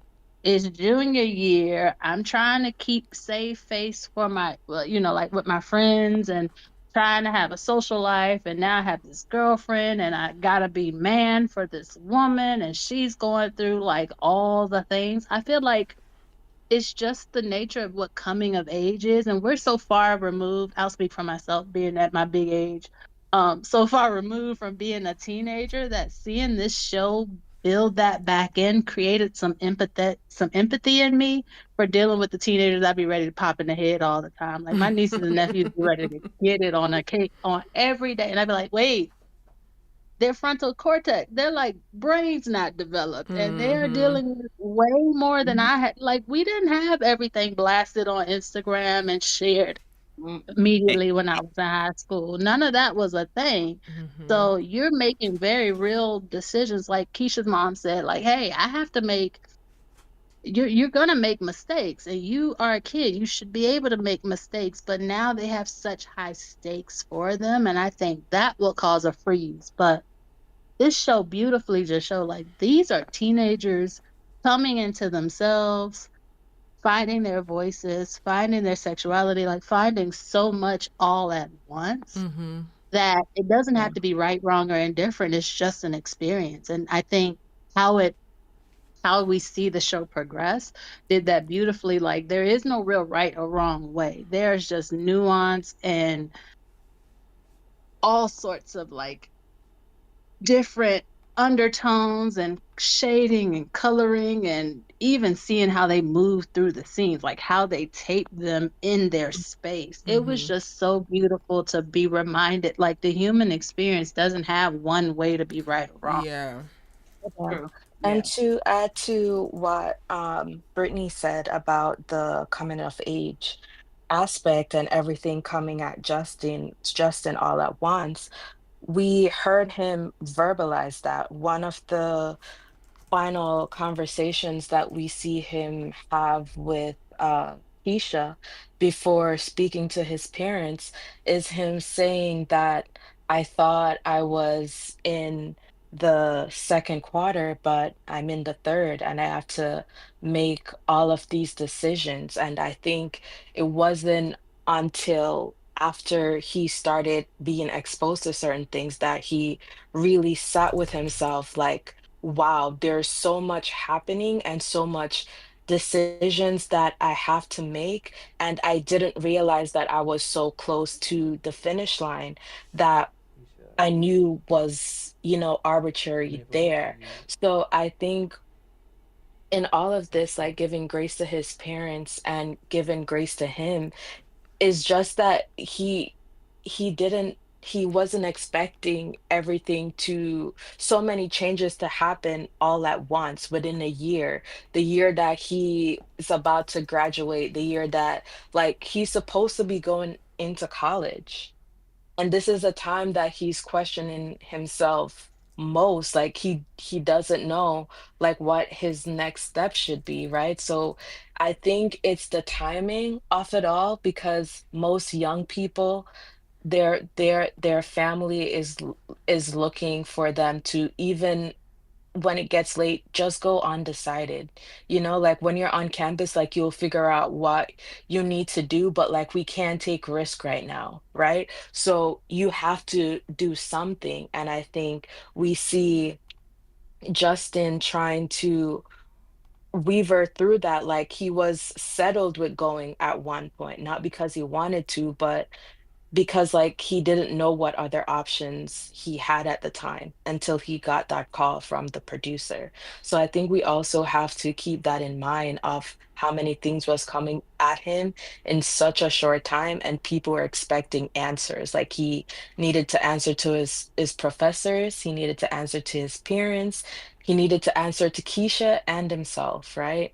So that was a lot for him to have to go through within 1 year. And if you don't decide something, then, like, you throw your whole future off. But for him, he has parents that were willing to help cushion him wherever he fell, right? And Keisha reminded him of that, like, hey, your parents worked hard so that you can take time to figure out what you want your future to look like. So if you don't have it together by that junior year, that senior year is definitely going to creep up on you, and it definitely crept up on Justin. It did. Well, I also think like there's so much brilliance to it. So I feel like I'm always like, oh, and the brilliance is in how they navigated showing these two different walks of life in these two different places. So like Keisha is from in the hood and Justin is up in the hills. And I think I really, really love how she was able to just have that be the fact, and it wasn't like the personality traits of either one of them, and it wasn't just this pronounced thing of like you're from the other side of the tracks or whatever. But when I'm thinking about this in this conversation that we're having right now, one of the things that came up was like, what does Justin look like in the hood? And he looks like when we first meet him, I'm sorry. What does Justin, when we first meet him, as he is, look like in the hood? And for me, my first thought is he looks like the young man that's primed to get brought into a gang or to get caught up in some bullshit. And for me, that is the point in having a plan, even if the plan changes, even if, you don't stick with it and a pivot happens. Being apathetic and not having any plan leaves you the most vulnerable, I think, as a Black person in America, just given whatever the stakes are. But he inherently avoided some of the potential issues in being where he is with the parents that he has. And I guess that's what's kind of like fueling the grace that I have for the type A mama and the plan that she has, because in any other circumstances of less affluence, of less money, of less abundance, he is primed to get influenced and taken away into some bullshit.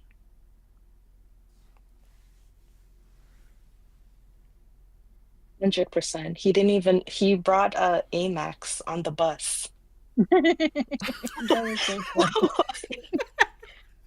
I ain't He, never But that seen he, it. also speaks to the idea too, E, to your point. If you take Justin from the beginning of the show and put him in a different environment, maybe the aspect of survival would have had him thinking about life a little bit differently. But because survival Mm, isn't the mm, number one thing on his mind, mm, he doesn't have that stress to kind of like push, like, oh no, where's my next cup of noodles coming from? Like when Keisha was like, I eat yeah. ramen all the time, I True. was like, And that's, I y'all talk think, about two different types of ramen. and I think that's also what's creating conflict for me internally and processing the conversation around pressure for him, because yes, he has pressure, but of all of the damn kids, like of everybody here, because you have the parents that you have that are doing the things that they are doing, you literally are under the least pressure. He's kind of, and a part of me, this is something that I'm grappling with and struggling with too, because again, like I said, I teach and I also have a whole bunch of teenage people. Like to a certain extent, when they have the conversation like rich kids aren't rich, their parents are, and they need to learn how to struggle, I don't think that's necessarily true, but I also can see how it can be almost like a handicap in a way where Mm-hmm. certain survival instincts don't kick in or they're delayed in your development because of the fact it's been kind of easy. But Yeah. I that's a tight line that I'm walking with, like how much struggle, Yeah. because I want all Black kids to be like, Yeah. I got through life and I get to just, you know, channel into my joys and do those things. But also, it's like, that's not the world that we currently live in. Right. So we almost have to Yeah. insert a little bit of like, you got to struggle with something so that the world And doesn't by eat golly, you Miss up. Molly, if you gonna struggle with your mama and that be the thing, then I'm all for it. Like a couple weeks ago, I had a conversation with my Right. homegirl, and I was like, one of the things of like, I don't want to have children until certain conditions are met. Right. First and foremost, there is an actual partner that wants to be a father and a very clear has a clear idea of what he wants to be as a father. But for me also, I don't want to have children unless I can like financially provide for their entire life. That Mm-hmm. makes sense. Like I want my kids to be just financially free. Like I don't want them to ever do the things that I have had to do. And that's the Mm-hmm. thing that I have been thinking about, and that has been like, and I'm still wrestling with it because it's like, girl, how much money is that? Whatever. But then you know, come up against that. So then to have that conversation 2 weeks ago, and that'd be a very real thing, and then to be met with this, and I'm like, but then what if the damn kid don't do shit? What if he don't do a damn thing, girl? And you talking about you good for life, but is he actually good for life? Just because he has money and doesn't know how to navigate the damn world, doesn't know how to advocate for himself, doesn't have no passion in reference to this is what I want to do with the time I have on this goddamn space rock. Now we're in trouble. So I have Yeah, a Yeah, question in big regards to, trouble. agreed. do you want to be rich or do you want to be comfortable? Huh?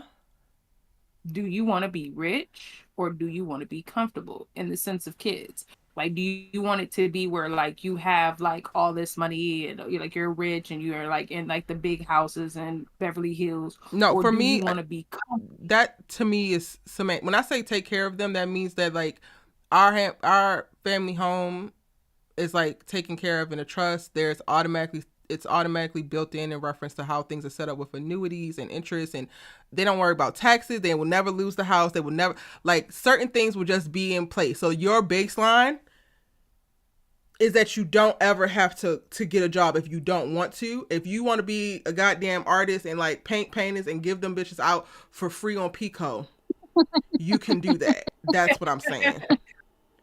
Okay, I see what you're saying. Because most time people say that they want to be able to have that lifestyle. So they're able to, and when they're talking about it, they're talking about money like aspect, like having a whole bunch of money. That's why I asked, did you want to be rich or do you want to be comfortable? Comfortability is basically like you can take care of your bills. You can do everything that you need to. You still have money towards your kids. So yeah, you want to be comfortable. You don't want to be rich. There's a difference. I will never, you never hear me say out loud that I don't want to be rich. If I'm gonna be rich, let me be. Just kidding. Um, I think a lot of that also when you grow up and you know what it's like to worry about like, are the lights gonna be paid next month? Are we getting evicted sometime soon? Like that will make you, because that's a trauma kids carry and you don't even realize they're carrying it, right? And it manifests itself in ways that can be detrimental. So Erica, I totally agree with the whole like I'm not bringing kids into a struggle until I get out of knowing that they're I gonna be mean, in the struggle I was in. that Yeah. is definitely a hard situation. You don't want your kids to have to go through what you had to go through in the first place. So definitely the whole aspect of like you want to make sure that you have enough to where they can just be like, I can live, just live. Okay, cool. Thanks, mom. You know what I'm saying? I think that's awesome. Not a lot of But the people say point for that. that is your ass to actually live. Don't be sitting your dusty, dirty ass up in this room doing not a damn thing. If you don't go experience life, nigga, the That's a hell? fact. That is a Justin fact. was stressing me But that out so also has bad to do because with what you. is it that you want to do? Don't have me arrive at a place where we have any and everything at the snap of your damn fingers and I say, you could do anything. I don't want to do a damn thing. What do you mean? I'm on the bust a blood vessel right now. This is really messing with me, y'all, because I literally had this conversation in real life. Like, okay, and this is what it could potentially look like. And maybe that happens, sell a bunch of movies, great, Erica's cool. Like, get the fucking kids that don't want to do I things. I totally understand you. Your Yeah. asses The could have way I would stayed in give my them, ovaries for that. What do you mean? not saying the ovaries, the way I would give them some crochet hooks and be like, you got to make every item of clothing for the rest of your No, life. right? Something. That's Something. funny. I That love that. that man I Justin was just coasting. He was just coasting. he was No, definitely. like crazy. His little brother was going harder in life than he was. He didn't even have a job, did he? No, none of them did. Nah, I don't think he had a job. I don't think. No, But he he ain't no didn't job. need one. No, Nah. You know He he got didn't have a an job not Amex because on he the not couldn't bus. even. not just That because. sent me. He said, "Do y'all take Amex?" And this girl is on his ass. The way I cackle at so many moments, and I'm like, you know what? Damn right. Don't let this boy And out then your he sight, gonna cause say, you know I what don't it need Do is. that. you even know where you're going? The fact he didn't He know said, which I don't direction the need that. daggone lanes were in was kind of like, sir, you've never even paid attention driving to where you're supposed to be going? No. And they gave you a brand new Jeep. Where you going in a Jeep? You don't even know which way the bus is going. Mm, Justin is But that was also very hilarious. telling. Justin was hilarious. But I also, like I said, I also think that he just needed direction, really, to be honest. He just needed some type of direction. Well, his He mama had tried to give it to direction. him, and you said it was too He much pressure. I didn't, no, I'm not saying from, again, I'm not saying that his mom was giving him too much pressure. I said that's what it was in his head. I didn't say that was what she was actually doing. She was doing what she was supposed to be doing. You got a kid who has no direction. What are you supposed to do? You got to figure out something like, shoot, well, we gonna do this because you ain't doing nothing. This what we doing. You know what I mean? I get that. What I'm saying is in his head. I'm not talking about his mom. I think his mom was great. I think she did what she had to do with the kid who doesn't want to do anything. That's hard. I've been there. I got a brother, and he, like, yeah, it was just, yeah. Well, y'all, this is It where was I hard. have to end it. Thank you so much for joining for a conversation. I might wind up doing another one of these because I really want to unpack the very end, and maybe I'll do one after I drop my breakdowns because I think that this ending was so brilliant and so cathartic for me for whatever reason. And I know it's a little bit controversial. I have seen people push back on like why, but I think that it was like the perfect ending to this season. But I don't have time to unpack that because I need to go talk about Sinners now. Thank y'all so much. See you Thank you for there. doing this, See E. you Of later. course, of course. Hashtag justice for Love Is. Shout out to Mara Brock Ali. Love Is. Y'all remember that show? Ah, Oh my God, I need to rewatch that. I definitely need to yes. rewatch that. Oh my Yeah, God. that was my show right there. Love that That was show. a good show. Good Yeah. night, y'all. Good Good night, night. Erica. Bye. Good night, Erica. Bye. All right, y'all. That has been our live for forever. It ran a little bit over, and the Sims folks are probably gonna be pissed with me, but I stretched it as long as I could. I will come back and do another live that probably will be a better, more comprehensive thing, and it will come after I post these breakdowns. So y'all better watch the breakdown videos, okay? Support your girl. I'm working hard over here. Hope you guys enjoyed the live. If you are catching this on replay, still drop a comment because I will be checking the comments throughout the rest of like the next few weeks as I roll out my breakdowns. If you haven't watched Forever, hopefully this conversation has made you want to go watch it. And we didn't even spoil that much, honestly. Yeah. It's your good sis, Sheila Talk TV. We'll see you in my next one.